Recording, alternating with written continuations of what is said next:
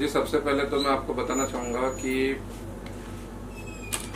Freedom of speech ये हमारे भारतीय संविधान में एक शब्द है कि हर आदमी को स्वतंत्रता है अपनी बात रखने की, कुछ कार्य करने की, बट इसका दुरुपयोग किया जा रहा है। आप ओटीटी प्लेटफॉर्म पे अगर आप देखोगे, इंस्टाग्राम पे आप देखोगे, फेसबुक पे अगर आप देखते हो, यूट्यूब पे देखते हो, तो ऐसे अभद्र भाषा, कार्य, कभी कोई अपने कपड़े उतार रहा है, कभी कोई कैसे नाच रहा है, चंद अपने फायदों के लिए कह सकते हैं, या अपने आप का नाम कमाने के लिए लोग क्या क्या नहीं कर रहे। तो ये बहुत गलत चीज है ये। सर, ये जानना चाहें जो आपने कहा फ्रीडम ऑफ स्पीच की बात कर रहे हैं, और इसी के जरिए एक और सवाल में जोड़ रहा था, चूंकि आपने इसका नाम लिया इसलिए जोड़ना चाह रहा हूँ कि कुछ समय की बात है, कुछ दिनों की बात है या महीनों की बात है, जो अनुराग कश्यप जी ने एक स्पीच दिया था, एक ट्वीट किया था, एक शब्द लिखा था ब्राह्मणों के बारे में लिखा था जी। वो तो उन्होंने उस बारे में यदि अगर मैं बोलना चाहूंगा तो बड़ा अभद्र भाषा उन्होंने यूज किया था ब्राह्मणों को लेके। बड़ी निंदा करता हूं मैं उस चीज को। मैंने उसके खिलाफ में मैंने कंप्लेंट भी किया था ओशोरा पुलिस स्टेशन में, और वरिष्ठ अधिकारियों को इसके बारे में मैंने बताया भी था कि ब्राह्मण इस शब्द को लेके उन्होंने जो अभद्र भाषा का यूज किया, मैं नहीं करना चाहूंगा अभी कैमरा के सामने वो चीज को, बट बड़ा उन्होंने बेइज्जती की इस चीज को लेके। अपने फिल्म को प्रमोशंस मिलने का उसमें ऐसा एक रोल आ गया कि उन्होंने अपना प्रमोशन किया एक हिसाब से। सर, एक चीज की मैं आपकी सराहना करता हूं, और मुझे इस बात की खुशी है कि कोई अच्छा इंसान मेरे सामने खड़ा है, क्योंकि जो विरोध किया गया अनुराग कश्यप का, उनकी मां को लेके गाली दी गई थी, जो पर्सनली अगर मैं सोचूं तो आप निंदा किसी की कर सकते हो, किसी की मां को लेके इस तरह की गाली नहीं, जो कि आपने अभी जो कि ऐसी भाषा का प्रयोग नहीं किया, आप निंदा कीजिए उस व्यक्ति का। लेकिन ऐसे लोग जो इस तरह की भाषा भी यूज करते हैं, क्या वो सही है? नहीं, बड़ी निंदनीय चीज है।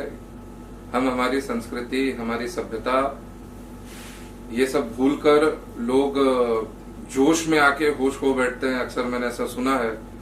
और किसी के माता और पिता को गाली देना ये तो बहुत गलत चीज है। यदि अगर आपको ऐसा लगता है कि सामने वाले व्यक्ति ने या कोई महिला ने या कोई पुरुष ने या किसी संस्था ने अगर कुछ गलत बोला है समाज को लेके या किसी व्यक्ति को लेके, तो आप सामाजिक तौर पे आप उसकी कंप्लेंट कर सकते हैं। डिपार्टमेंट को, उसके लिए कंसर्न डिपार्टमेंट बने, आप उनके खिलाफ कंप्लेंट करें, कोर्ट में जाए, बट किसी को अभद्र भाषा यूज करना वो सही नहीं है। सर, अब मैं अपने मूल क्वेश्चन पे आता हूँ कि जो हाउस अरेस्ट चल रहा है और उसके क्लिप जो है यूट्यूब पे, फेसबुक पे, यानी सोशल मीडिया के जरिए उसका एक प्रमोशन हो रहा है। छोटे छोटे क्लिप्स हैं जिसमें लड़कियों के जो ऊपर के कपड़े हैं वो उतारने हैं, या फिर हम ये कहें कि उनको सेक्स पोजीशन की बातें हो रही है। इस तरह के जो सीरियल्स आ रहे हैं या वेब सीरीज आ रहे हैं, तो इस पे आप क्या कुछ बोलना चाहिए और इससे किस तरह से रोका जाए? आप एक सामाजिक कार्यकर्ता है, तो कुछ बता सके कि किस तरह से हम रोक सकते हैं? जी, सबसे पहले तो मैं बताना चाहूंगा कि ये जो एक्टर हैं, मेरे ख्याल से एजाज खान, इन्होंने ये जो हाउस अरेस्ट करके ये जो शो जो चालू किया है ओटीटी प्लेटफॉर्म पे, ये बड़ा ही एकदम शर्मनाक शब्दों का उन्होंने उपयोग किया है इसमें। एक पिता होने के नाते मेरे बच्चे, अगर मैं बताऊं, मेरे बच्चे कभी यूट्यूब पे पढ़ाई के लिए कुछ अगर सर्च करते हैं, आज मुझे खुद को देख के इतना शर्म महसूस हो रहा है कि एक व्यक्ति किसी महिला को यह बोलता है कि आप अपने कपड़े उतारिए। और ऐसे बहुत से शब्द हैं जिनको मेरा कहना सही नहीं माना जाएगा, क्योंकि जब एक व्यक्ति गलत करता है तो उसके साथ में दूसरे व्यक्ति ने वो शब्दों को दोहराना नहीं चाहिए। और बड़ी निंदनीय चीज है। महिलाओं को लेके भी इसमें महिलाओं का अपमान हुआ है, हमारे संस्कृति का अपमान हुआ है। आप कैसे बोल सकते हैं? मतलब आप अपने फायदे के लिए, आप कुछ अपने आप का नाम कमाने के लिए अगर कल को आप कुछ भी कर सकते हो, चंद खाली अपने पीआर के लिए आपने कुछ भी अपना मनगढ़ंत कुछ कहानी बना के आप ऐसे करोगे, बहुत ही निंदनीय चीज है, बहुत ही निंदनीय है। सर एक चीज ये समझना चाहूँ, क्योंकि आप सामाजिक कार्य करते हैं, समाज का ज्यादा ज्ञान है, ऐसा क्या रीजन है कि कहाँ हमारे समाज में टूटी हुई जा रही है? क्योंकि एक अभी कुछ शो चल रहा था और उसमें माँ को लेके कुछ शब्दों का गलत प्रयोग हुआ, पूरा हिंदुस्तान एक हुआ और उन लोगों को यहाँ से भागना पड़ा, पुलिस कंप्लेन हुई, मोर्चे भी हुए। जब उन्होंने कुछ शब्द बोले, लोग पूरे इकट्ठा हुए, लेकिन यहाँ तो खुले आम दिखाने की कोशिश हो रही है, वीडियो दिखाया जा रहा है। अब समाज क्यों नहीं इकट्ठा हो रहा है? देखिए, अगर आप देखेंगे तो पिछले कई दिनों से ट्विटर पे, इंस्टा पे, मैं इसको ट्रोल नहीं कहूंगा, लोगों ने अपना विरोध, सही में निषेध जैसे बोलते हैं कि अपना विरोध जताया है। लीगल वाले कुछ एडवोकेट लोग हैं और सामाजिक कार्यकर्ता है, कुछ आम आदमी लोगों ने भी अपना विरोध इस पे जताया है। लेकिन इस चीज पे रोक लगना बहुत मुश्किल है, क्योंकि कहीं ना कहीं सरकार इस चीज को लेके अपना प्रॉपर एक प्लान नहीं कर पा रही है। अभी ओटीटी प्लेटफॉर्म के बारे में अगर मैं आपको बोलूंगा तो जैसे उल्लू करके अभी ये जो ऐप है, इस ऐप जब आप इसको गूगल प्ले पे जब आप इसको डाउनलोड करते हो, फिर आप आगे के अपने को डिटेल्स वगैरह करके इस पे सब्सक्रिप्शन आपको पूछा जाता है, उनके कुछ दाम होते हैं, फिर उसके बाद में आपका एज पूछते हैं, लेकिन एज पूछने का आप उसके आगे जैसे आपने ओके दबाया बस फिर आपको मिल गया, तो वो कोई भी कम उम्र का भी बच्चा इसको देख सकता है। इसमें ना आपको आपका आधार नंबर ना पूछा गया है, इसमें कोई डिटेल नहीं, कोई गवर्नमेंट आईडी नहीं पूछी गई है, सीधा सीधा आपने सब्सक्रिप्शन लिया, बस आप उसको प्लेटफॉर्म पे आप देख सकते हो। बड़ी शर्मनाक बात है ये। दो सवाल कभी मैं जानना चाहता हूँ कि हर एक जो इंडस्ट्री है, चाहे हमारे फिल्म की इंडस्ट्री है, मनोरंजन की इंडस्ट्री है, उसमें एक्टरों की एसोसिएशन होती है, प्रोड्यूसर को एसोसिएशन होती है। क्या ऐसी जगह सामाजिक कार्यकर्ता या फिर वकील या फिर किसी जरिए दबाव बनाकर ऐसे लोगों को बैन किया जा सकता है? क्योंकि जैसे जिन एक्टर का आपने नाम लिया, उनका जो बैकग्राउंड है, जो पिछला रिकॉर्ड है, वो गुनहगारों से भरा हुआ है, उनके ऊपर काफी धाराएं लगी हैं और वो जो है हवालात में भी गए हैं। ऐसे लोगों क्या इस तरह भी बैन किया जा सकता है? जी, उनको बैन किया जा सकता है, अगर सरकार चाहे तो क्या नहीं हो सकता है।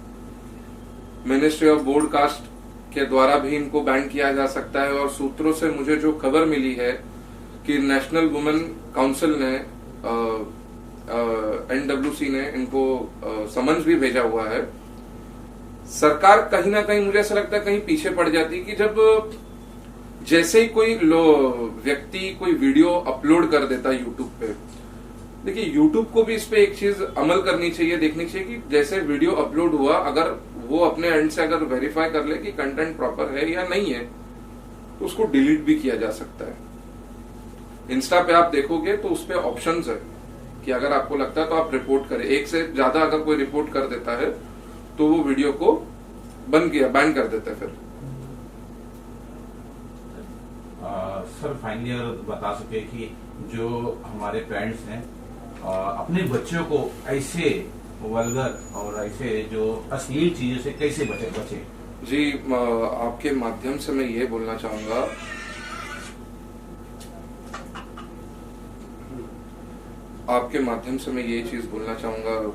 मैं खुद भी मेरे 3 बच्चे हैं और सब समाज को यही मैं कहना चाहूंगा कि बच्चों के हाथ में आप मोबाइल पहली बात तो आप मत दीजिए, क्योंकि आज का जो समाज जिस तरीके पे जो चल रहा है ना, ये आने वाले वक्त में बच्चों को एकदम खोखला कर देगा। हम पढ़ाई के लिए उनको देते हैं, चलो बच्चा रो रहा है तो हमने मोबाइल थमा दिया कि थोड़ा आप गाना सुन लो बेटा, थोड़े कुछ कार्टून देख लो। बट जैसे वो जो कार्टून देखते हैं ना, तो बीच में कुछ एक अलग रसायन आ जाता है, एक ऐसा रसायन आ जाता है कि बच्चों को वो माइंड डाइवर्ट करता है। और वो रसायन मैं इसलिए बोल रहा हूं क्योंकि मैं अपने संस्कृति पे बहुत बिलीव करता हूं। मैं ऐसे शब्दों का उपयोग नहीं करना चाहता हूं कि कल को यही वीडियो कोई देख के बोले कि नहीं वो अंकल ने ऐसा उसमें बोला, इसके लिए हम भी वैसे ही करेंगे। आज कोई भी एक्टर है, एक्ट्रेस है, कुछ ऐसा जो आप लोग काम करते हो उसी को देख के आपके फैंस फॉलो भी करते हैं और वही बच्चे भी देख के फॉलो करते हैं। तो मैं सभी माता पिताओं को मैं रिक्वेस्ट करना चाहूंगा कि अपने बच्चों को अगर आप मोबाइल दे भी रहे हैं तो कृपया उस पे आपका नजर रखिए कि मेरा बच्चा क्या देख रहा है, क्या कर रहा है। ऐसे बहुत से एप्लीकेशन है जिसको थर्ड पार्टी आप डाउनलोड करके कि मेरा बच्चा मूवी में क्या, मोबाइल में क्या देख रहा है, कौन सी मूवी देख रहा है, कि वो किससे चैट कर रहा है, कि वो इंस्टा पे क्या अपलोड कर रहा है।